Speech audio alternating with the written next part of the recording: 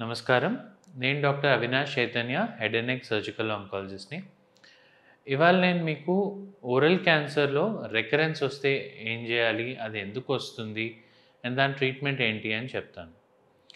So recurrence అంటే ఒకసారి treatment పూర్తయిన తర్వాత 6 months ఆగి మళ్ళా డిజీజ్ రావడం. సో జనరలీ ఓరల్ క్యాన్సర్ మీకు తెలిసిందే, తంబాకు తినడం వల్ల, స్మోకింగ్ చేయడం వల్ల వస్తుంది. సో ఆ స్మోక్కి, తంబాకుకి ఎఫెక్ట్ అనేది ఒక్క స్పాట్లో ఉండదు. అది నోట్లో ఏ భాగంలో అయినా అన్ని చోట్ల ఎఫెక్ట్ చేస్తుంది. ఒక ఏరియాలో ముందరే అది ట్రాన్స్ఫార్మ్ అయ్యి క్యాన్సర్ ఫామ్ అవుతుంది, కానీ కొన్ని ఏరియాస్ ఇంకా ట్రాన్స్ఫార్మ్ అవ్వకుండా అట్లా ఉండిపోతాయి. సో దాన్ని ఫీల్డ్ క్యాన్సరైజేషన్ అంటారు. అండ్ దానిలో కూడా in case of continuous exposure, మళ్ళీ ఎక్స్పోజర్ అవుతున్న కొద్దీ ఆర్ ఎక్స్పోజర్ ఆపేసిన తర్వాత కూడా అప్పుడప్పుడు దానిలో మళ్ళీ మార్పులు వచ్చే ఛాన్సెస్ ఉంటాయి. సెకండ్ క్యాన్సర్ లేకపోతే రికరెన్స్ కూడా అనొచ్చు. సో దీనికి ట్రీట్మెంట్ ఎట్లా చేయాలి?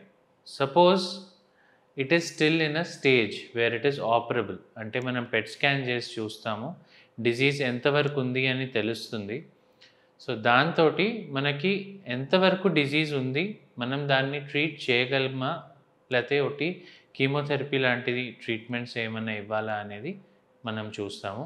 So in case it is treatable, అక్కడే ఉంది, నోటి దగ్గరే ఉంది ఆర్ మెడలోనే ఉంది అంటే మనం దానికి సర్జరీ కానీ రేడియేషన్ కానీ డెఫినెటివ్ ట్రీట్మెంట్ అనేది ఇస్తాం.